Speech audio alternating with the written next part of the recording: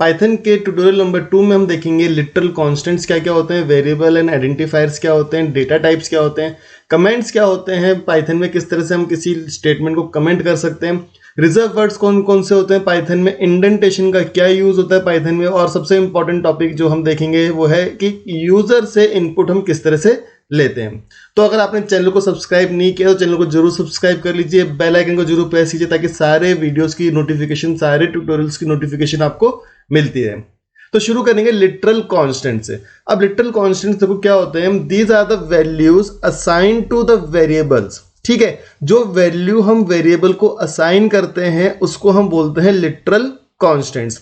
जैसे कि अगर मैं यहां पे लिखता हूं एक वेरिएबल मैंने लिखा आई, इसको मैंने वैल्यू असाइन करी 10, तो यहाँ पे जो 10 है ये एक लिटरल कांस्टेंट है क्योंकि उसको मैंने असाइन कर दिया एक वेरिएबल आई को। तो जैसे कि अगर मैं लिख रहा हूँ 4, 5, 4.6 x या हेलो, ये सब एक वैल्यूज हैं जो किसी वेरिएबल को असाइन होती हैं, तो ये सब आपकी लिटरल कांस्टेंट होगी। अब आप डिफरेंट टाइप की वैल्यूज असाइन कर सकते हो, जैसे कि ये इंटीजर हो गया, ठीक है, ये फ्लोटिंग हो गया, ये कैरेक्टर हो गया, ये स्ट्रिंग हो गई। तो ऐसे आपके पास different type of literal constants भी आते हैं। तो सबसे पहले हम देखेंगे number type of literal constants, इसमें न्यूमेरिक वैल्यू होती है। अब इसमें सबसे पहले आता है हमारे पास इंटीजर्स। इंटीजर्स होते हैं होल नंबर्स, जैसे कि 7 हो गया, 8 हो गया, 9 हो गया, 10 हो गया, ये सब क्या है, ये सब आपके होल नंबर हैं और इनको हम बोलते हैं इंटीजर। अब ऐसे ही अगर होल नंबर में बहुत बड़ा इंटीजर होगा तो उसके लिए हमारे पास है लॉन्ग इंटीजर, जिसको हम रिप्रेजेंट करते हैं कुछ इस तरीके से। आपने नंबर लिखा बहुत बड़ा और एंड में आपने एल यहाँ पे लगा दिया। देन अगर आपके पास कोई एक ऐसा नंबर है जिसमें डेसिमल पॉइंट है, ठीक है, जैसे कि 2.3 हो गया, 4.5 हो गया, ये क्या है, ये आपके पास डेसिमल पॉइंट होता है बीच में, ये होते हैं हमारे floating point literal constants. Okay, floating point literal constants. अगर हमारे पास कुछ एक ऐसा नंबर है जिसमें कि रियल पार्ट है और एक कोई इमेजिनरी पार्ट है तो उसको हम बोलते हैं कॉम्प्लेक्स नंबर। तो इस तरीके के नंबर्स को भी आप अपने वेरिएबल्स को असाइन कर सकते हो, इस तरीके की वैल्यूज को भी आप असाइन कर सकते हो। देन इसके बाद हमारे पास बात आती है strings type of literal constants की। तो स्ट्रिंग क्या होता है, बेसिकली ग्रुप ऑफ कैरेक्टर्स होता है जो किसी टेक्स्ट को रिप्रेजेंट करता है। अब यहाँ पे पाइथन में हम उसको सिंगल कोट्स में भी लिख सकते हैं, डबल कोट्स में भी लिख सकते हैं, और उसको हम ट्रिपल कोट्स के अंदर भी लिख सकते हैं। तो तीनों का आउटपुट जो है वो सेम आएगा। अब इतना इंपॉर्टेंट आपको याद रखना है कि पाइथन में जो स्ट्रिंग्स होती है वो इम्यूटेबल होती है, मतलब कि एक बार अगर आपने स्ट्रिंग को क्रिएट कर दिया आप उसको चेंज नहीं कर सकते। ठीक है, तो इस बार मैं आपको थोड़ा सा दिखा देता हूं कि लिटरल कांस्टेंट्स हम किस तरह से यूज करते हैं। तो जैसे कि सपोज एक मैंने वेरिएबल क्रिएट किया आई, इसको मैंने वैल्यू असाइन कर दी 10। ठीक है, अब मैं इसको प्रिंट करा के दिखा देता हूं आपको, तो वैल्यू आपको मिलेगी यहाँ पे 10। तो 10 यहाँ पे क्या है, 10 यहाँ पे एक लिटरल कांस्टेंट है ऑफ इंटीजर जो कि मैंने एक वेरिएबल आई को असाइन किया है। अब अगर मैं एक लेता हूं स्ट्रिंग टाइप का, मैं वैल्यू असाइन करता हूं लेट अस से वेरिएबल स्ट्रिंग को, और इसको मैं प्रिंट कराता हूं, तो यहां पे मेरे पास जो हेलो है वो एक स्ट्रिंग टाइप का लिटरल कांस्टेंट है जो कि मैंने वेरिएबल str को असाइन किया है। ठीक है, तो इस तरह से आपको लिटरल कांस्टेंट्स का मतलब समझ में आ गया होगा। चलिए अब आगे बढ़ते हैं और देखते हैं कि वेरिएबल्स क्या होते हैं और आइडेंटिफायर्स क्या होते हैं और वेरिएबल्स की हमें क्या जरूरत होती है। अब अगर हम सिंपल सी बात करें, मैंने एक वैल्यू ली 10, अपने प्रोग्राम में मुझे एक वैल्यू 10 को यूज करना है। अब मैं इस 10 को कहाँ पे यूज करूंगा, 10 कोई हवा में तो उड़ नहीं रहा होगा। तो नॉर्मली कंप्यूटर्स में क्या होता है कि जो 10 है ये किसी मेमोरी लोकेशन के अंदर सेव होगा। ठीक है, कोई भी एक मेमोरी लोकेशन होगी आपके सिस्टम में, उसके अंदर सेव होगा, और मेमोरी लोकेशन कुछ इस तरह से होती है, x0 समथिंग समथिंग समथिंग, एक थोड़ा सा बड़ा नंबर होता है, मेमोरी का लोकेशन उस पॉइंट पे होता है आपका। अब आपको इस वैल्यू को यूज करना है, बट ये वैल्यू किसी मेमोरी लोकेशन पे, तो आपको बेसिकली क्या करना है, इस मेमोरी लोकेशन को एक्सेस करना है। तो अगर मैं एक्सेस करता हूँ लेट अस से प्रिंट, और इतना बड़ा मैंने मेमोरी लोकेशन लिखा, अब मुझे अपने प्रोग्राम में जितनी बार भी इस वैल्यू को यूज करना होगा मुझे इस मेमोरी लोकेशन को एक्सेस करना होगा, जो कि बहुत ज्यादा डिफिकल्ट होता है, तो इसको हम सॉल्व किस तरह से कर सकते हैं, इसको हम इजी किस तरह से कर सकते हैं। अगर इस मेमोरी लोकेशन को मैं किसी वेरिएबल से पॉइंट करा दूं, एक सिंपल से वेरिएबल से पॉइंट करा दूं, तो मैं इस वेरिएबल की मदद से इस वैल्यू को एक्सेस कर सकता हूं। मतलब कि अब इस मेमोरी लोकेशन को एक्सेस करने के लिए मुझे इस वेरिएबल के नेम को यूज करना पड़ेगा। तो अगर मैं लिख देता हूं अब प्रिंट आई, तो आपको वैल्यू मिल जाएगी जो इस आई नाम के वेरिएबल के अंदर स्टोर है, या फिर आप कह सकते हो कि आई जिस मेमोरी लोकेशन को पॉइंट कर रहा है और वहां पे जो वैल्यू आपकी स्टोर है वो प्रिंट हो जाएगी, तो आपको आउटपुट यहाँ पे मिल जाएगा 10। ठीक है, तो वेरिएबल क्या हो गए, these are the named location which is used to store the data in a memory. ठीक है, अब इस लोकेशन को मैंने कोई नाम दे दिया और उस नाम को हम बोलते हैं वेरिएबल। ठीक है, जैसे कि एग्जांपल देखो, roll number is equals to 50, तो रोल नंबर क्या है, वेरिएबल नेम, और 50 क्या है, जो वैल्यू मैंने असाइन करी वेरिएबल को। अब आइडेंटिफायर्स क्या होते हैं, आइडेंटिफायर्स नाम है, नेम है, जो किसी चीज को आइडेंटिफाई करने का काम करते हैं। जैसे कि आपका कोई नाम है तो वो आपकी आइडेंटिटी ही है बेसिकली। तो आइडेंटिफायर हम दे सकते हैं, वेरिएबल को भी दे सकते हैं, क्लास को भी दे सकते हैं, फंक्शन को भी दे सकते हैं, मॉड्यूल को भी दे सकते हैं, and so many other entities जिसको हम नेम दे सकते हैं। और सारे के सारे जो नेम्स होते हैं वो आपके कहलाते हैं आइडेंटिफायर्स। ठीक है, तो यहाँ पे जो आई है ये है तो वेरिएबल, ठीक है, ये एक वेरिएबल हमने क्रिएट किया है, बट इस वेरिएबल का नाम क्या है, इसका आइडेंटिफायर क्या है, वो है आई। ऐसे अगर मैं बनाता हूं नेम, तो नेम क्या है, आपका आइडेंटिफायर है। ये बना किस टाइप का आइडेंटिफायर है, किस टाइप के आइडेंटिफायर को आपने यूज किया यहाँ पे, वेरिएबल टाइप को। ठीक है, चलिए अब एक बार मैं आपको दिखाया दूं यहाँ पे, तो देखोगे कि तो आप आई आपने एक वेरिएबल यूज किया और जो 10 है ये इसकी मेमोरी लोकेशन पे जो वैल्यू अपनी सेव्ड है वो चीज है इधर। अब कुछ रूल्स हैं आइडेंटिफायर को यूज करने के, कुछ रूल्स हैं, जैसे कि पहला कैरेक्टर या तो अंडरस्कोर होगा या लेटर होगा। मतलब कि आप इस तरह से बना सकते हो, अंडरस्कोर नेम, ये वैलिड है। आपने सिंपल लिखा नेम, ये भी वैलिड है। बट अगर आप लिखोगे फॉर नेम, ये वैलिड नहीं है, क्योंकि पहला जो कैरेक्टर आ गया ये डिजिट हो गई, जो कि अलाउड नहीं है। Now second is identifier names are case sensitive. मतलब कि अगर एक आइडेंटिफायर है मेरे पास लेटेस्ट से आई, तो ये किसी मेमोरी लोकेशन पे पॉइंट कर रहा होगा M1 पे, और यहाँ पे सपोज वैल्यू है 10। ठीक है, अब जो कैपिटल आई होगा आइडेंटिफायर वो इसको पॉइंट नहीं करेगा, वो डिफरेंट है, वो किसी और मेमोरी लोकेशन को पॉइंट करेगा, लेटेस्ट से M2, और यहाँ पे वैल्यू है फॉर एग्जाम्पल 5। तो अगर आप प्रिंट आई करोगे, स्मॉल आई करोगे लोअर केस का, तो आपको आउटपुट क्या मिलेगा, 10। और अगर आप प्रिंट कराओगे कैपिटल वाला आई, तो आपको आउटपुट मिलेगा 5। तो मतलब कि केस सेंसिटिव होता है आइडेंटिफायर। ठीक है, और इस तरह से वो काम करते हैं। तो रोल नंबर और रोल नंबर ये डिफरेंट है, इंपॉर्टेंट पॉइंट है, याद रखना।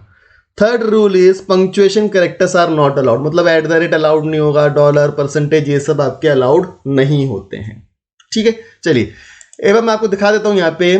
सो सपोज मैंने यहाँ पे बनाया underscore name is equals to LWN, जो कि हमारे चैनल का नाम है, and we are printing this print underscore name. तो आप देखो यहाँ पे बिल्कुल करेक्टली पॉइंट आउट हुआ है, करेक्टली यहाँ पे रन करा है। अब मैं यहाँ पे बनाता हूँ for name is equals to, latest से मैं बनाने की कोशिश करता हूँ एक बार इसको, then print for name, latest C की आउटपुट क्या आता है। तो आप देख सकते हो यहाँ पे आपको इनवैलिड सिंटेक्स का एरर देखने को मिल गया है। ठीक है, अब एक बार मैं आपको दिखाता हूँ कि दोनों चाहे स्मॉल केस और अपर केस में क्या डिफरेंस होगा। सो आई को मैंने रखा 10, कैपिटल आई को मैंने रखा 5, then if I am printing I am getting the value of 10, जो कि स्मॉल आई के अंदर सेव थी। अगर मैं यहाँ पे प्रिंट करा देता कैपिटल को, so you can see the output is 5। तो इस तरह से आप देख सकते हो कि जो केस सेंसिटिविटी होती है आइडेंटिफायर्स की, वो भी किस तरह से काम करती है। चलिए अगला है डेटा टाइप्स। अब देखो पाइथन के अंदर ना हम डेटा टाइप मेंशन नहीं करते। मतलब मैंने आई के अंदर, आई से पहले मैंने नहीं बताया कि इंटीजर टाइप का है। ठीक है, नेम से पहले मैंने यहाँ पे अगर आप देखो तो मैंने यहाँ पे अंडरस्कोर नेम्स वाले नहीं बताया कि ये स्ट्रिंग टाइप का होगा। तो पाइथन में हम डेटा टाइप मेंशन नहीं करते हैं basically. So in Python variables can hold values of different types called data types, जो कोई भी प्रोग्रामिंग लैंग्वेज करती है। In Python the data types are actually classes and variables are instances of this classes. ठीक है, जो data type है वो क्लास है और वेरिएबल क्या होते हैं, इन क्लासेस के इंस्टेंस होते हैं। ठीक है, जैसे कि फॉर एग्जांपल आप देखो यहाँ पे, अगर मैं नंबर्स की बात करता हूँ तो इंटीजर होता है, फ्लोटिंग पॉइंट, कॉम्प्लेक्स। तो जो इंटीजर को रिप्रेजेंट करता है वो है इंट क्लास, फ्लोट रिप्रेजेंट करता है फ्लोटिंग पॉइंट को, ये क्लासेस है इंट, फ्लोट, कॉम्प्लेक्स। ठीक है, अब देखो यहाँ पे होता क्या है, depending on the type of value depending on the type of value, अगर आपने 4 दिया जो कि एक इंटीजर टाइप की वैल्यू है, तो जो x का डेटा टाइप है वो क्या बन जाएगा, इंट। ठीक है, नाउ आपने यहाँ पे 5.0 दिया, यहाँ पे आपने एक फ्लोटिंग टाइप की वैल्यू दी, तो y किस टाइप का बन जाएगा, फ्लोट। इसी तरह से जब आप एक कॉम्प्लेक्स वैल्यू दे रहे हो तो z किस टाइप का बन जाएगा, complex. So depending on the type of values variable का टाइप डिफाइंड हो जाता है ऑटोमेटिकली इन पाइथन। ठीक है, अब ये पता करना कि कौन सा वेरिएबल कौन सी क्लास को बिलोंग करता है, किस डेटा टाइप को बिलोंग करता है। एक फंक्शन है हमारे पास जिसको हम बोलते हैं टाइप फंक्शन। तो कैसे करते हैं, टाइप देन दिस वैल्यू और वेरिएबल नेम। यहाँ पे आप वैल्यू भी दे सकते हो सीधा, या फिर आप वेरिएबल का नेम भी आप यूज कर सकते हो। तो जिस भी टाइप का आप यूज कर रहे हो वो आपको यहाँ पे आउटपुट में देखने को मिलेगी। ठीक है, चलिए मैं आपको दिखा देता हूं इसको भी रन करके। सो हम यहाँ पे 2 वैल्यूज लेते हैं। आई लिया मैंने एक, आई को मैंने रखा 10। ठीक है, then I am printing the type of I. मैं देख रहा हूं कि मेरा आई किस टाइप का है, तो ये किस टाइप का बनेगा, इंट, क्योंकि ये जो 10 है वो क्या है, यहाँ पे ये होल नंबर है, इंटीजर टाइप का है। अब मैंने इसको कर दिया 10.5। देन आप देखो इसका टाइप ऑटोमेटिकली क्या चेंज हो गया, फ्लोट में चेंज हो गया। अगर मैं इसको कर देता लेट अस से LWN, तो ये ऑटोमेटिकली अपने आप किसमें कन्वर्ट हो गया, स्ट्रिंग के अंदर चेंज हो गया। तो इस तरह से आप किसी भी वेरिएबल नेम के अंदर बेसिकली कोई सा भी वैल्यू दे सकते हो without mentioning the data type. बस इतना ध्यान रखना है कि ऐसा नहीं हो कि आपने डेटा टाइप एक बार बना लिया, ठीक है, और उसका आप उसको यूज कर रहे हो बट वो उस टाइप को सपोर्ट नहीं करता। उस चीज का आपको ध्यान रखना पड़ेगा। सो टाइप फंक्शन आपको यहाँ पे क्लियरली समझ में आ गया होगा किस तरह से टाइप फंक्शन यहाँ पे काम करता है। नाउ स्ट्रिंग्स हम देख चुके हैं, strings are group of characters. जैसे कि हम यहाँ पे देखें कि एस को, मैंने लिखा पाइथन प्रोग्रामिंग, तो प्रिंट आप करा सकते हो एस को।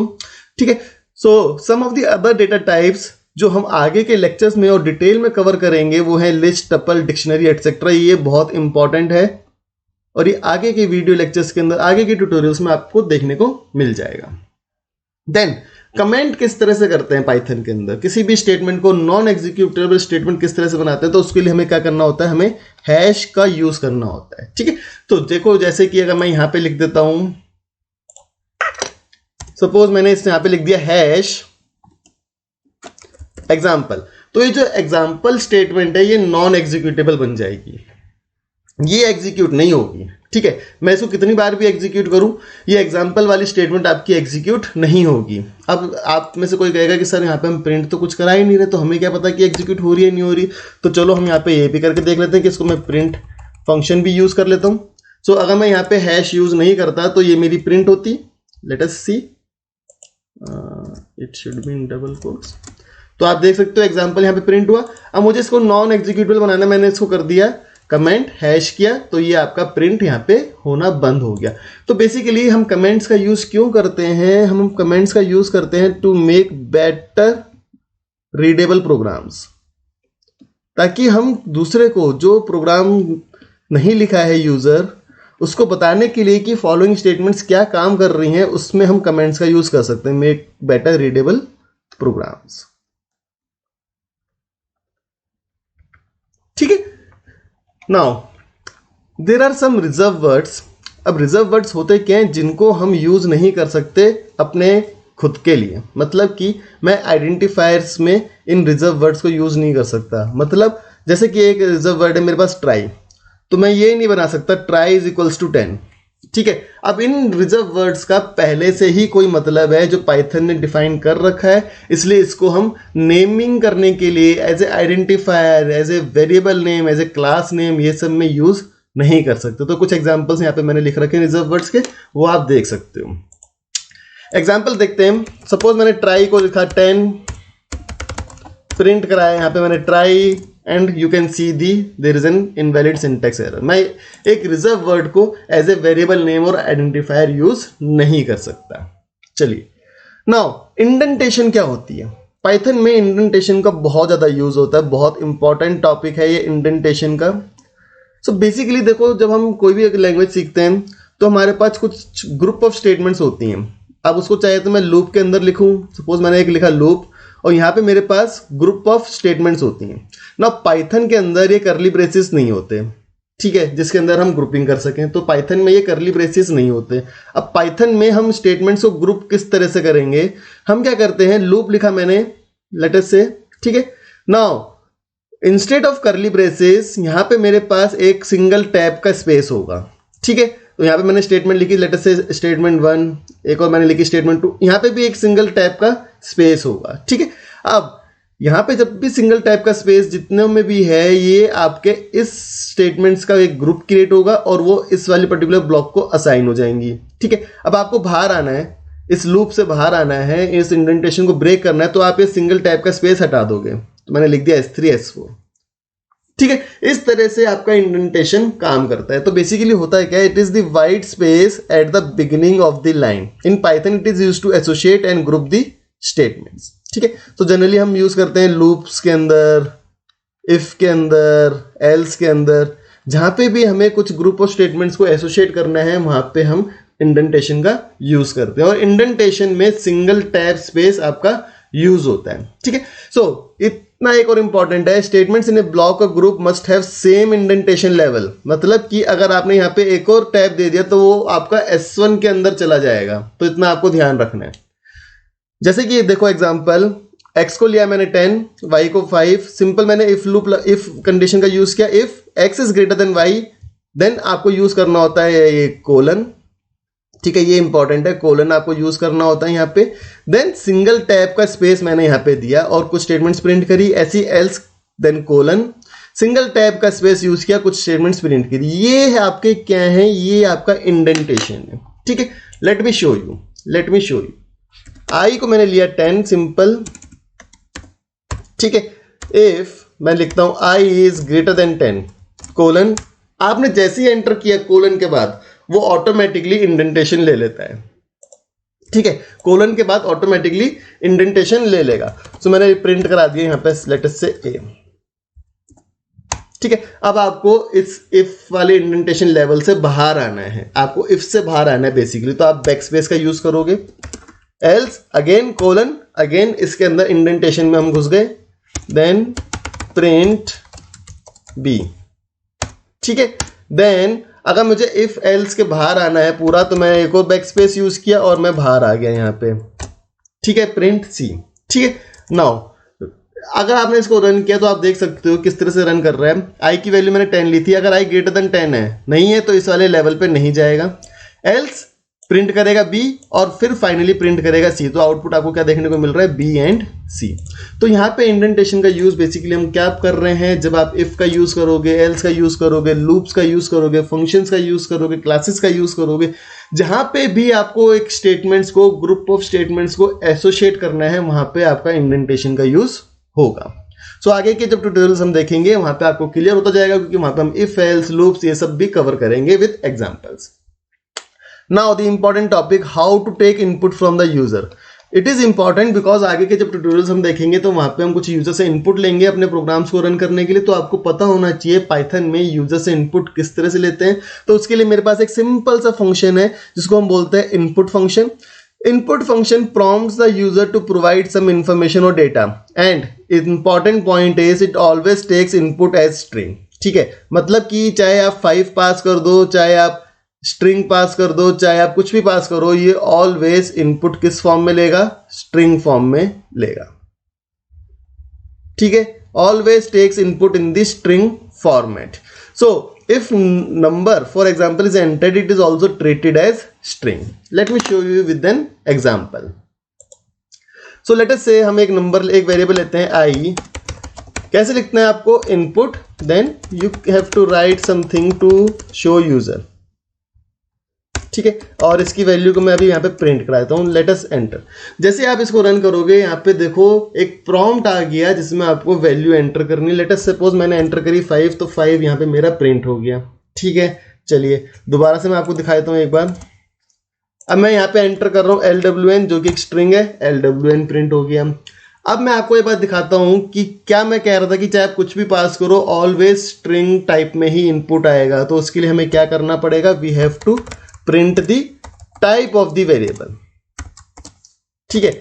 अब देखो मैंने यहां पे एंटर किया 5 मैंने एंटर किया नंबर, बट उसकी क्लास क्या दिखा रही है, स्ट्रिंग, चाहे नंबर मैंने इंटीजर एंटर किया है, but it always takes the input in the string format, ठीक है। चलो अगर मैं इसको LWN भी कर देता तब भी ये क्या दिखाता, मुझे स्ट्रिंग ही दिखाता। तो ये इंपॉर्टेंट पॉइंट है that input function always takes input as string. तो अगर आपको स्ट्रिंग से इंटीजर में या किसी और डेटा टाइप में कन्वर्ट करना है तो आपको टाइप कास्टिंग का यूज करना पड़ेगा। क्लियर है? सो इस ट्यूटोरियल में हमने ये कुछ चीजें यहाँ पे कवर करी है। सो आपको कोई भी डाउट हो तो आप मुझे नीचे कमेंट सेक्शन के अंदर बता सकते हैं। नेक्स्ट ट्यूटोरियल के अंदर हम डिस्कस करेंगे, कुछ ऑपरेटर्स को डिस्कस करेंगे, पाइथन के अंदर कौन कौन से ऑपरेटर्स होते हैं। सो अगर आपने चैनल सब्सक्राइब नहीं किया है तो चैनल को जरूर सब्सक्राइब कीजिए, बेल आइकन को जरूर प्रेस कीजिए ताकि सारे ट्यूटोरियल्स की अपडेट्स आपको मिलती रहें। और ये जो नोट्स हैं मेरे हैंड रिटन नोट्स, इनका लिंक आपको डिस्क्रिप्शन में मिल जाएगा। So the description of the video will contain the link of the notes. Okay.